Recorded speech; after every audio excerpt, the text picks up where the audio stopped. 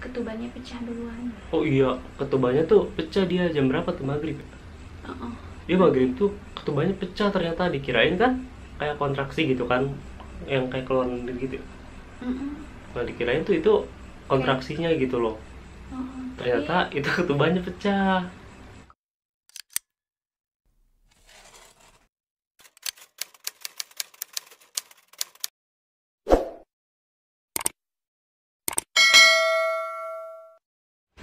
Assalamualaikum warahmatullahi wabarakatuh. Apa kabar teman-teman semua? Semoga dalam keadaan sehat semua ya. Jadi di video kali ini kita mau ceritain aja sih, apa namanya, proses kelahiran si Adiba, anak kita, putri kita yang pertama sih. Itu kayaknya ceritanya lumayan kayak seru sih, karena mungkin pertama kehamilan juga. Sebenarnya sih ini udah lama, udah setahun yang lalu, cuman baru sempat bikin video sekarang kayak gitu.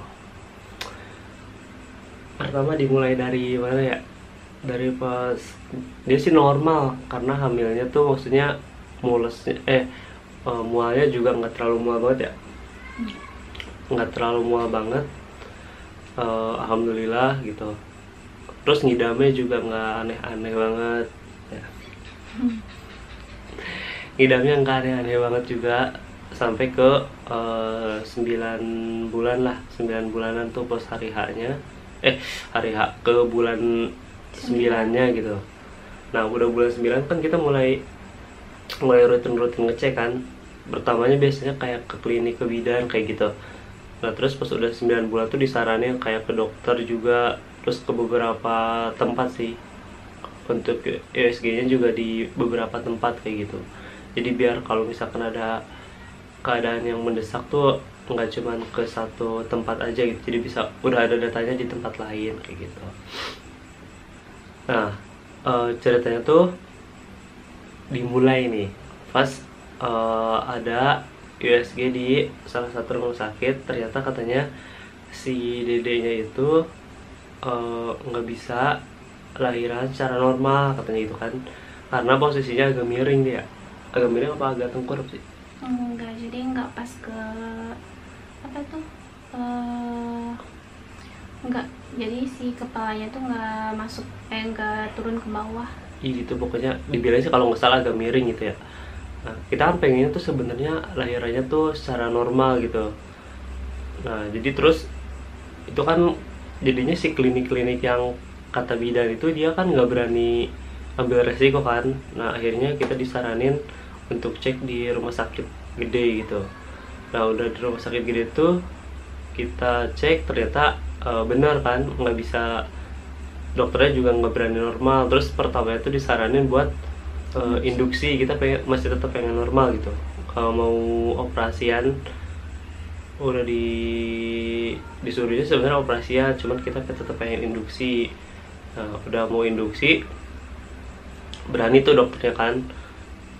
Terus apa namanya, kita cek ke rumah sakit lain sama juga kan. Kita biasanya kan ke Bakti Medicare tuh ngecek yang kemarin pengen induksi tuh, itu oke kata dia gitu. Terus kita cek juga ke rumah sakit Azra ke Bogor, itu Hamin berapa ya, Hamin dua. Hamin dua tuh kita masih ke Bogor gitu, masih hujan-hujanan di motor, karena itu udah lewat HPL ya. HPL-nya tuh ternyata udah lewat. Jadi kita kan udah agak panik juga ya, masih pengennya sebenarnya pengen normal, cuman udah mepet banget. Nah kita baru ngusahain gitu ke rumah sakit lain. Nah akhirnya masih agak panik juga kan, ini gimana caranya kayak biar bisa normal gitu. Akhirnya si dokter yang di Medicare itu nyaranin buat kayak makan durian ya. Dia nyaranin buat makan durian, katanya itu bisa agak ngedorong gitu kan buat si bayinya itu, biar agak dia kayak cepet ngerangsang keluar gitu loh. Karena udah lewat HPA kan ngeri juga. Nah waktu dicek di rumah sakit Azra itu, si dokter itu kan dokter senior ya. Nah terus kata dia tuh malah disaranin jangan makan durian, karena takutnya si bayinya itu panas ya kalau nggak salah.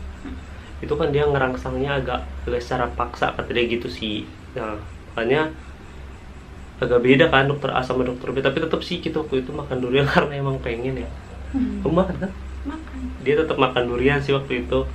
Nah terus waktu dia ulang di rumah sakit Azra itu, dia masih dia ternyata si bayinya itu udah apa namanya, yang pengapuran itu loh, plasentanya itu udah pengapuran ternyata kan.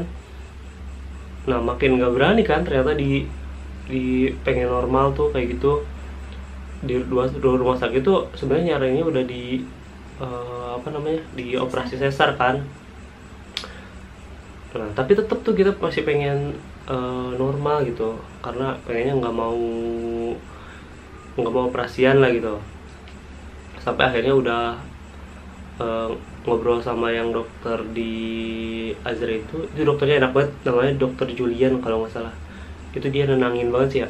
Itu kita lagi panik tuh karena udah bolak-balik rumah sakit gitu, terus udah lewat HPA tapi masih belum ada kontraksi, terus si plasentanya udah apa namanya, udah pengapuran kayak gitu, dan posisinya juga si dedenya udah belum bisa normal, katanya agak miring gitu kan, ngeri kalau normal tuh.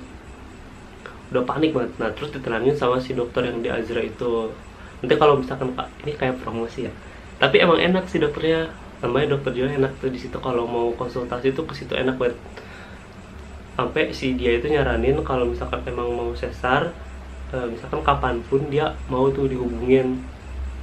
Kalau misalkan mau besok atau sekarang gitu kayak gitu, atau dadakan, tinggal hubungin dia aja, ntar dia yang nyiapin kayak gitu. Itu baik banget dia tuh. Nah sampai akhirnya tuh udah pulang dari Azra, udah tenang kan. Ya udahlah kalau mau operasi kita balik lagi ke Medicare juga, karena Medicare tuh deket sama rumah kita. Kalau Azra tuh lumayan jauh gitu kan. Terus waktu itu kita kan nggak ada mobil ya, jadi di motor, jadi agak repot kalau ke Azra bolak-balik. Nah terus udah itu tuh kita nyoba kita coba buat booking ruangan gitu untuk operasi sesar. Akhirnya kan kita mau sesar kan, kita waktu itu tuh ngejadwalin ya udah buat sesar aja. Itu pun kita bolak-balik tuh ke si Medicare itu tuh karena dia ruangannya penuh terus alasannya ya. Alasannya tuh dia penuh terus tuh ruangannya katanya. Sempat ada tuh satu ruangan tapi dengan alasan box bayinya habis. Udah dapet ruangan terus box bayinya habis ternyata. Oh makin panik lagi kan tuh. Tetep bingung kan kalau mau ke Azra tuh. Sebenarnya kita pengennya tuh pakai BPJS ngelahirin tuh, karena kan kita bayar BPJS tapi nggak pernah dipakai gitu. Kita nggak mau rembes dari perusahaan kita kerja tuh, nggak mau gitu. Pengen nyoba pakai BPJS tetap. Nah makanya ada aja sih gitu. Kalau mau ke Azra kita pikirannya kan agak jauh. Kalau di Medicare tuh deket, makanya kita ngusahain buat di Medicare. Nah sampai akhirnya kan panik lagi tuh, ruangan nggak dapat, sekalinya dapat boxnya habis gitu kan, box bayinya tuh. Akhirnya ya udahlah kita coba nungguin tuh si ruangannya, dan ternyata akhirnya dapet tuh, dijadwalin hari Senin kalau nggak salah tuh, dijadwal hari Senin ya. Dan dijadwalin hari Senin, ya udah kita kan agak tenang tuh, udah dapat ruangan kayak gitu. Nah itu tuh posisinya hari Sabtu malam Minggu ya. Hari Sabtu tuh malam Minggu. Ternyata istriku ini dia mulai kontraksi malam Minggu tuh. Belum. Ketubannya pecah duluan. Oh iya, ketubannya tuh pecah dia jam berapa tuh, maghrib? Dia maghrib tuh ketubannya pecah ternyata. Dikirain kan kayak kontraksi gitu kan, yang kayak keluar gitu. Nah dikirain tuh itu kontraksinya gitu loh. Ternyata itu ketubannya pecah. Kontraksinya jam 10 malam sih. Nah itu ternyata mulai berangsur kan, jam kita tungguin tuh karena ada yang aneh gitu, biasanya nggak kayak gitu. Terus ya udah tuh malam Minggu tuh ditungguin aja, ternyata kontraksinya naik terus gitu kan, naik terus sampai jam 10 kita bawa ke klinik, karena kan coba nanya dulu gitu ya. Terus kalau ke klinik tuh lebih deket daripada ke si rumah sakitnya itu. Nah jam berapa ya kita klinik? Jam 10 kan? Jam 10 tuh kita ke klinik motor kan, karena buru-buru bawa yang pakaian seadanya. Ya udah bawa aja langsung, dibawa langsung naik motor ke klinik tuh, ke bidan kan, ke bidan. Nah bidan juga ternyata nggak berani kan, karena ketubannya udah pecah, terus posisinya si bayi itu agak miring tuh. Wah kita bingung kan tuh, mulai di bidan tuh jam 10 kita nungguin ya, istri aku nih udah mulai naik kan bukaan-bukaannya ya, udah mulai naik tuh bukaan-bukaannya. Terus pertama ke bidan bukan berapa ya, Itu pas datang pertama itu dia udah bukaan 2. Nah terus kan naik terus kan sampai jam 2 jam 2 itu udah pembukaan 7. Tapi karena bidannya apa ya, nggak berani gitu iya kan. dia karena posisinya kan udah parah ya, ketubannya itu udah pecah gitu. Terus si posisi bayinya juga waktu di hasil USG terakhir tuh belum bisa normal gitu kan. Ya udah tuh akhir-akhirnya ya udah nelpon rumah sakit gitu yang terdekat aja gitu. Dan ternyata si rumah sakit yang waktu kita jadwalin sesar juga nggak berani, dia katanya nggak berani ambil resiko karena ngeri kan katanya. Akhirnya kita coba bukan karena ngeri apa karena nggak ada ruangan gitu, karena kan kita ngedadak kan, nggak dijadwalin. Nah terus akhirnya dia nggak berani tuh, akhirnya kita makin bingung tuh. Jadi kita telepon Azra juga, ternyata Azra ruangannya waktu itu habis. Yang kelas kita kan kelas 2 tuh waktu itu kalau nggak salah, bisa sebenarnya naik tingkat. Nah dia tapi habis kan, terus jauh juga tuh. Nelpon ke RSUD yang setempat juga Ciawi tuh udah habis juga sama. Gila itu udah agak panik banget tuh. Udah mau tengah malam sih, tengah malam nelpon-nelponin rumah sakit, dan ternyata habis kan.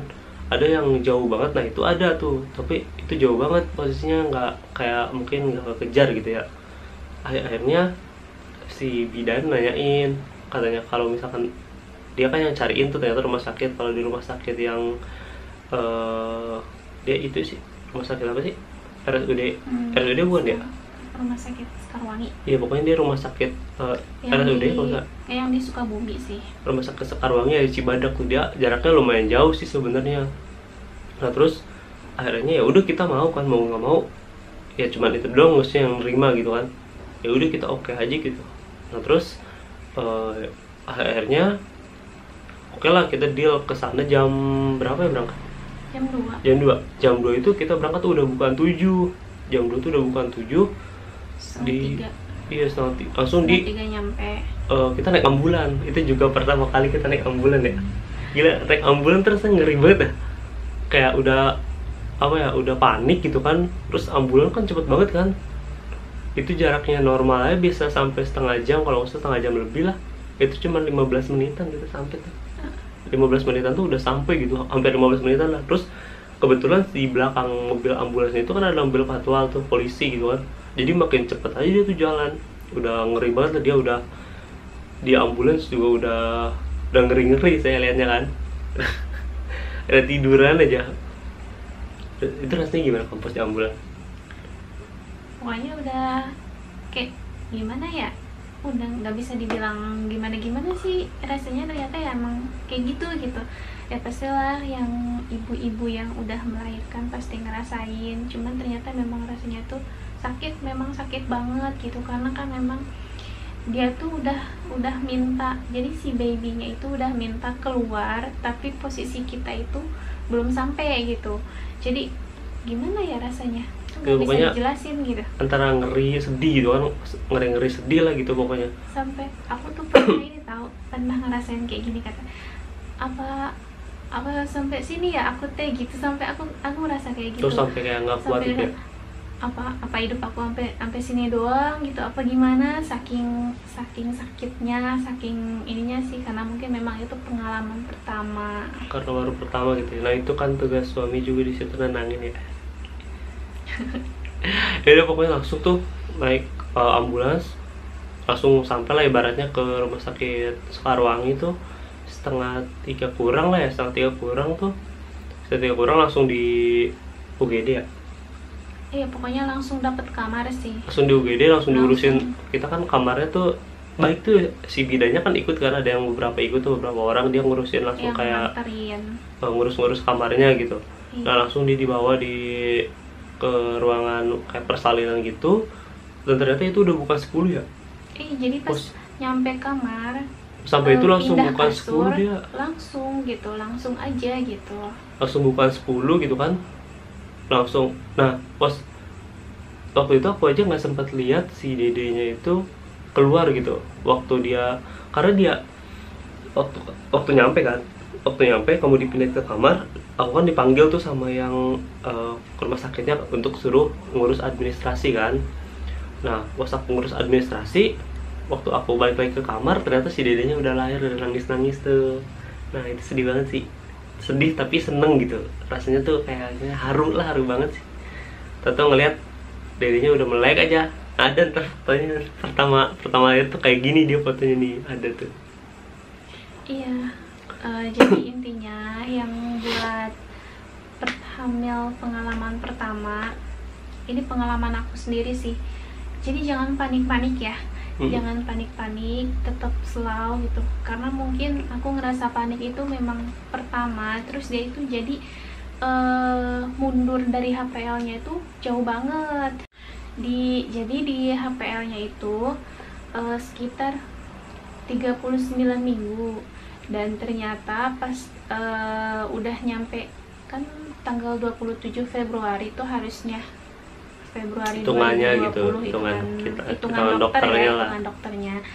Tapi ternyata dia mundur ya, sampai tuh tanggal 27 tuh aku udah cuti kerja karena mau persiapan itu, dan ternyata masih belum. Nah dari tanggal 27 sampai kelahiran itu kita tuh cek tiap hari ke rumah sakit bolak-balik ya. Itu hampir tiap hari kita rutin ganti-ganti Iya. rumah sakit juga. Iya, Karena takutnya ngeri gitu ya.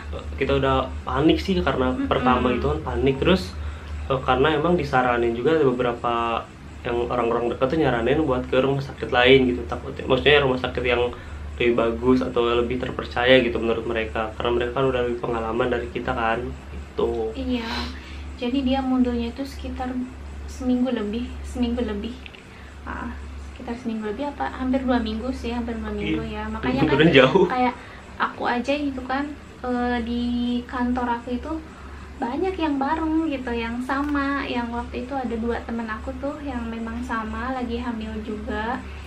Tapi mereka yang pertama itu lahir dia bulan Januari, karena memang cuma beda 1 bulan. Yang satu lagi masih lahir bulan Januari tapi akhir bulannya. Nah kan tinggal aku kan bingung tuh, cuman tinggal aku sendiri, yang lain udah. Jadi panik dong, jadi kayak duh kenapa nih gitu, kok udah waktunya malah enggak, udah sampai setiap pagi tuh jalan pagi segala rupa pokoknya udah dilakuin. Tapi karena mungkin memang takdirnya belum gitu. Jadi bagi yang ngerasa sama nih kayak aku gini, kalian nggak usah ngerasa panik apa gimana, jalanin aja. Soalnya katanya kalau misalkan kitanya stres, si dedenya juga ikut stres gitu. Jadi takut ngaruh ke dedenya ya. Kayak waktu pas aku udah lahiran juga itu, dedenya itu langsung di oksigen, karena mungkin dia ini juga sih, akunya terlalu stres gitu, jadi ngaruh juga ke dianya gitu.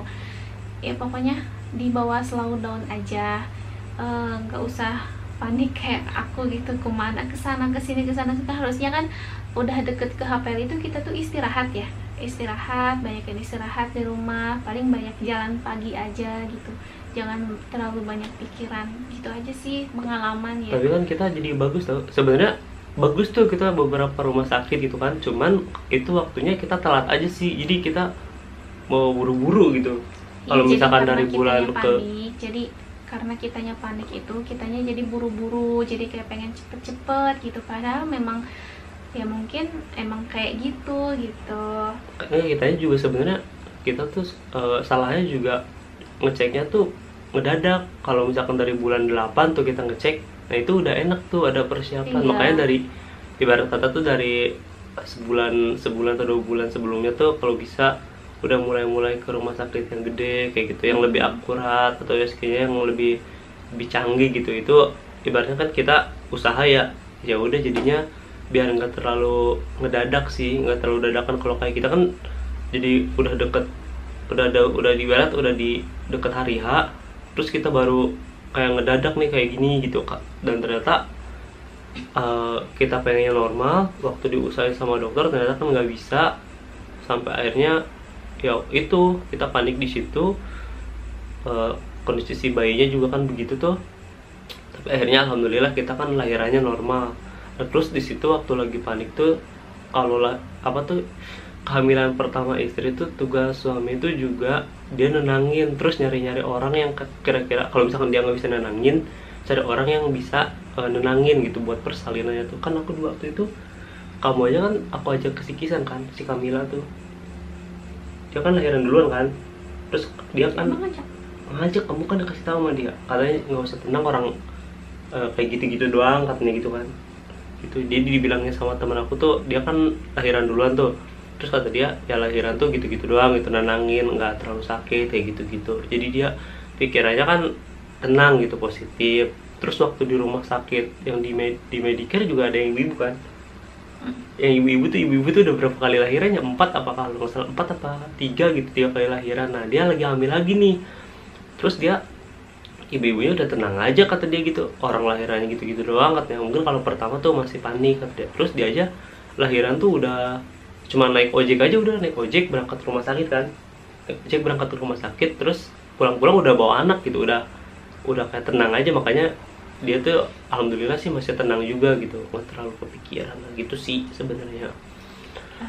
Kan itu karena pengalaman pertama Iya. sih, tapi ada baiknya juga sih kali, karena kita tuh jadi tahu oh ternyata nanti tuh nggak usah kayak gitulah gitu Iya. kan, karena udah tahu, udah pengalaman, jadi Iya. nggak usah.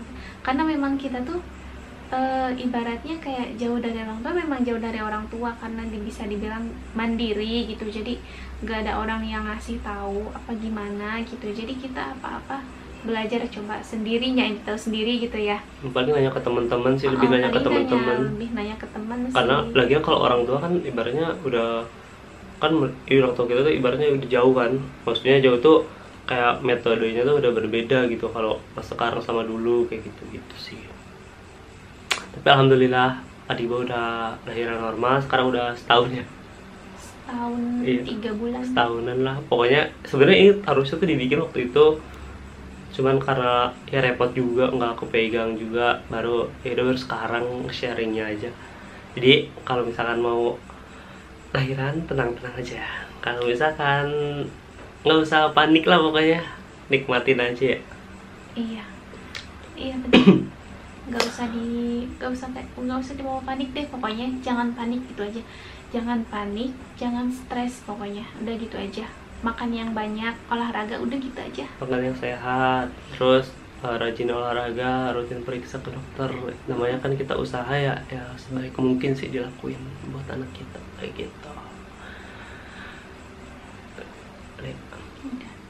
Udah sih, paling gitu aja yang mau kita sharing kali ini, semoga bermanfaat. Jadi kalau misalkan ada yang baiknya diambil aja, kalau ada yang buruknya kayak tip kita tadi tuh, jadi jangan dicontoh, jangan ditiru, jadi lebih dipersiapin lagi gitu. Karena itu cuman kita tuh sekedar sharing pengalaman, jadi nanti teman-teman jangan kayak gitu ya. Gitu. Oke, paling nanti paling kita ketemu di video selanjutnya atau video apalah. Oke, makasih banyak. Assalamualaikum warahmatullahi wabarakatuh.